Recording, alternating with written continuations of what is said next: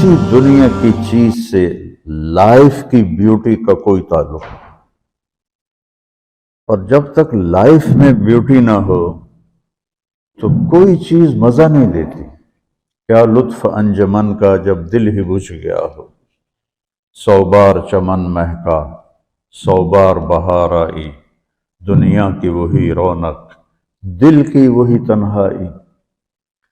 تو زندگی کو خوبصورت بنانے کے لیے اللہ نے ایک آیت ہمیں سنائی ہے، ایک آیت، لَقَدْ كَانَ لَكُمْ فِي رَسُولِ اللَّهِ أُسْوَةٌ حَسَنَةٌ، کہ اگر لائف کو خوبصورت بنانا چاہتے ہو اس کے لیے نہ انگلینڈ رہنے کی ضرورت ہے نہ امریکہ رہنے کی ضرورت ہے۔ میں افریقہ کے غریب ملکوں میں گیا ہوں، جنگلوں میں صحراؤں میں پھرا ہوں، تو ان کے زندگی دیکھ کر حیرت ہوتی ہے۔ ان کو آج کی دنیا کی کسی چیز کی کوئی خبر نہیں، آج بھی ان کے گھر میں روشنی کا کوئی انتظام نہیں، چاند کی روشنی ان کی روشنی ہے، رات کو ان کے گھروں میں چراغ بھی نہیں جلتے۔ میں ایسے ملکوں میں گیا ہوں۔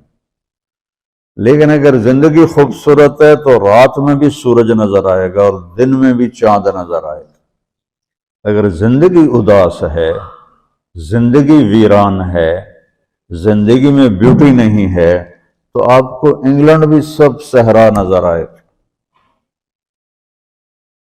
آپ کو خوبصورت سکاٹ کی وادیاں دیکھ کر بھی مزہ نہیں آئے گا، کیونکہ یہاں کچھ گڑبڑ ہے۔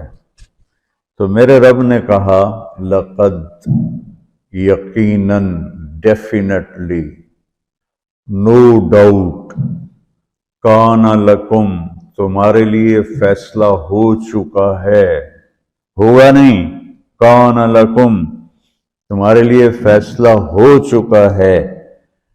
اگر اپنی زندگی کو بیوٹیفل، خوبصورت، پیسفل بنانا چاہتے ہو تو میرے نبی کی زندگی تمہارے لیے خوبصورت ماڈل ہے۔ اچھا، اسوۃ حسنہ، اسوہ کہتے ہیں ماڈل کو اور حسنہ کہتے ہیں خوبصورت کو۔ یہاں اسوۃ کاملہ نہیں کہا کہ پرفیکٹ نمونہ ہے، کامل نمونہ ہے، مضبوط نمونہ ہے، کتنے الفاظ تھے۔ حسنہ کیوں لائے؟ کہ انسان بیوٹی کو پسند کرتا ہے۔ یہ آپ نے سب کچھ کیوں بنایا ہے؟ سیدھی سادی بھی ٹھیک ہے، یہ کیوں بنایا؟ یہ ایسی خوبصورت گاڑیاں کیوں بن رہی ہیں؟ اتنے مہنگے جوتے، وہ ہم جب کالج پڑھتے تھے تو گئے این اسٹور پر، تو وہاں اس وقت یہ سچ بھی نہیں ہے۔ تو میرے اللہ کو پتہ ہے کہ میرے بندوں کو خوبصورتی پسند ہے۔ آپ چھوٹے بچے کو اسمائل دو تو وہ آپ کو ہنس کے دیکھے گا، اس کو ایسے دیکھو وہ رونے لگے گا، حالانکہ اسے پتہ نہیں ہے، لیکن جب چہرے پہ بدصورتی آئی تو اس نے بھی فیل کیا اور رونے لگ گیا۔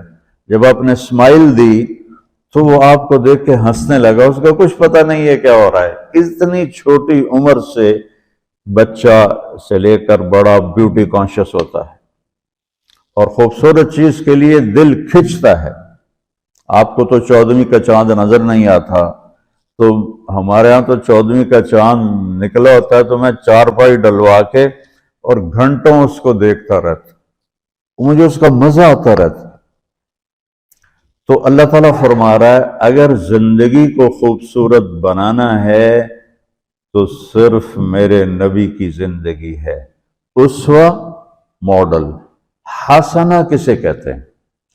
حسنہ کا عام مطلب حسین، حسن، خوبصورتی ہے، لیکن حسنہ چہرے پر تل جو ہوتا ہے، جو چہرے کو خوبصورت بنا دیتا ہے۔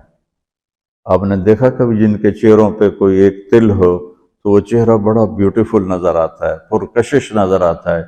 تو حسنہ چہرے کے اس ڈاٹ کو، کالے ڈاٹ کو کہتے ہیں جس سے چہرے کی بیوٹی بڑھ جاتی ہے۔ تو میرا اللہ کہہ رہا ہے اگر تم نے اپنے چہرے پہ تل سجانا ہے، ڈاٹ جس سے آپ حسین لگتے ہیں، تو میرے نبی کی زندگی اپنا لو۔ اس سے خوبصورت لائف آپ کو کہیں نہیں ملے گی۔ وہ خوبصورتی اگر مجھے مل گئی، آپ کو مل گئی، تو آپ کی دنیا بھی بن گئی، آخرت بھی بن گئی۔ پوری زندگی پر آنے کے لیے میں صرف 2 حدیثیں آپ کو سناتا ہوں، صرف 2 حدیثیں میں کر لوں، آپ کر لیں، آپ کی پوری لائف 180 پہ چلی جائے گی، اور آپ کے اندر خوشیوں کی لہریں دوڑیں گی، مزہ لیں گے، بھوک میں بھی مزہ لیں گے۔ ہماری پاکستان کی سزوکی جس کا کوئی ٹائر بھی ٹھیک نہیں ہوتا، سٹیئرنگ بھی ٹھیک نہیں ہوتا، اس میں بھی بیٹھو گے تو مزہ لو۔ صرف 2 حدیثیں میں آپ کو سناتا ہوں۔ میرے نبی نے فرمایا، معاذ الا انبئک بملاک ھذا کلہ۔ اب پہلی حدیث سنا رہا ہوں۔ معاذ، تمہیں اپنے دین کی سمری بتاؤں؟ 30 پارے قرآن، 10 لاکھ حدیثیں، اور بتانے والا طارق جمیل نہیں، اللہ کا نبی ہے، کہ تمہیں سمرائز کر کے دوں اپنی شریعت۔ ان کا جی ما ہوا، وہ کیا ہے؟ تو آپ نے زبان باہر نکالی، یہ نشان بنایا کینچی کا، اور یوں کیا، پھر کہا کف ھذا، اپنی زبان پہ قابو رکھنا سیکھ لو، اپنی زبان کو سنبھال لو۔ کینچی بنائی، کینچی، کاٹ دو۔ اچھا، یہ جو ایکشن کر کے بتانا ہوتا ہے، یہ چھوٹے بچے کے لیے ہوتا ہے۔ ہم چھوٹے بچے کو جب کوئی چیز سمجھاتے ہیں تو ایکشن کر کے سمجھاتے ہیں۔ یہ کون ہے؟ معاذ بن جبل۔ آپ نے فرمایا قیامت کے دن میری امت کے علماء کا جھنڈا معاذ ابن جبل کے ہاتھ میں ہوگا۔ یہ وہ شخص ہے، اور یہ وہ شخص ہے جو اللہ کے نبی کی زندگی میں فتویٰ دیتے تھے، صحابہ حضور کے ہوتے ہوئے ان سے فتویٰ لیتے تھے۔ یہ وہ شخص ہے، یہ وہ شخص ہے 1,24,000 صحابہ میں واحد آدمی ہے جس کو آپ نے کہا یا معاذ انی احبک، اے معاذ میں تم سے پیار کرتا ہوں۔ واحد آدمی، اکیلا۔ اور میں کوئی 7-8 سال پہلے اردن گیا تو میں اربدن کی قبر کی زیارت کے لیے گیا۔ میں جب انٹر ہوا اس وقت ان کو وفات پائے 1418 سال ہو چکے تھے، 1418 سال ہو چکے تھے۔ میں ان کے قبر پہ کھڑا ہوا، خوشبو ہی خوشبو تھی، قبر پہ کپڑے پڑے ہوئے تھے۔ میں سمجھا یہ چادروں سے خوشبو آ رہی۔ میں تو ایک آدمی اور وہاں کھڑا میری حیرت کو سمجھ گیا، کہا خوشبو سونگ رہے ہو؟ میں نے کہا ہاں سونگ رہا ہوں۔ مجھ سے کہنے لگا چادروں سے آ رہی ہے؟ میں نے کہا ہاں۔ کہا سونگو۔ تو میں نے چادروں کو سونگا، کسی ایک میں نہیں تھی۔ پھر اس صاحب نے مجھے بتایا کہ یہ اس قبر سے ہر وقت خوشبو آتی ہے۔ 1418 سال ہو گئے اور اس بندے کی قبر سے خوشبو آ رہی ہے۔ اس کو ایسے سمجھایا جیسے معصوم بچے کو۔ ایسا کیوں کیا؟ کہ یہ مشکل ترین کام ہے۔ آپ کے یہ موٹر ویز پر کتنے بڑے بڑے ٹرالے چل رہے ہوتے ہیں، ان کو بریک لگانا آسان ہے۔ کتنے بڑے بڑے کروز میں نے کئی دفعہ سفر کیے تو ان کو بریک لگانا آسان ہے، اور 380 کو بریک لگانا آسان ہے، اس کم وقت کو بریک لگانا بڑا مشکل۔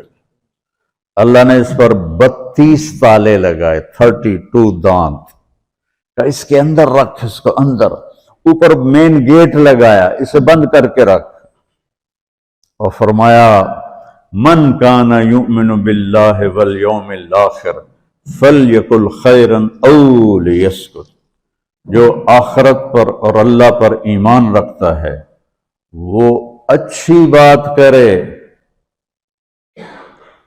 اور اگر زبان پہ کوئی غلط آنے لگے تو خاموش ہو جائے۔ غیبت، بیک بائٹنگ، ٹونٹنگ، طنز، الزام، گالیاں، ہمارے ہاں تو گالیاں بھی بڑی سپر کلاس گالیاں ہوتی ہیں، تو اس سے اللہ اکبر کی مطلب ہے۔ ہمارے یہاں تو گالیاں بھی ایسی نکالتے ہیں کہ شیطان بھی کانپ اٹھتا ہے۔ تو اس کو روک لو۔ یہ ایک حدیث آپ کے لیے پورے، اور آپ نے کیا کہا؟ یہ میرا پورا دین کی خلاصہ ہے، سمری ہے پورے دین کی، زبان کی حفاظت۔ آپ نے ابو ذر سے کہا، ابو ذر تمہیں دو باتیں بتاتا ہوں، قیامت کے دن پوری قیامت کے انسان ایسا عمل ان کے پاس نہیں ہوگا جو میں تمہیں دو باتیں بتانے لگا ہوں، اور ان کا اتنا بڑا وزن ہے کہ کسی بڑے سے بڑی نیکی کا وزن بھی اس کے برابر نہیں ہوگا۔ تو ابو ذر نے پوچھا جی کیا ہے؟ فرمایا ایک اچھے اخلاق اور ایک زبان کی حفاظت۔ ابو ذر مہینہ مہینہ کسی سے بات نہیں کرتے تھے، پورا مہینہ گزر جاتا تھا کسی سے بات نہیں کرتے تھے کہ زبان سے کوئی غلط بول نہ نکلے۔ یہاں گھروں میں لڑائیاں کیوں ہیں؟ زبان کا بول ہے۔ یہاں بچوں کی طلاقیں کیوں ہو رہی ہیں؟ زبان کا غلط بول ہے۔ ماں باپ کیوں ہرٹ ہو رہے ہیں؟ اولاد کی بدتمیزی اور زبان کا بول ہے۔ زبان کا بول سینہ کاٹ کے رکھ دیتا ہے۔ ہمارے پاکستان میں نا بسوں کے پیچھے عجیب جملے لکھے ہوتے ہیں۔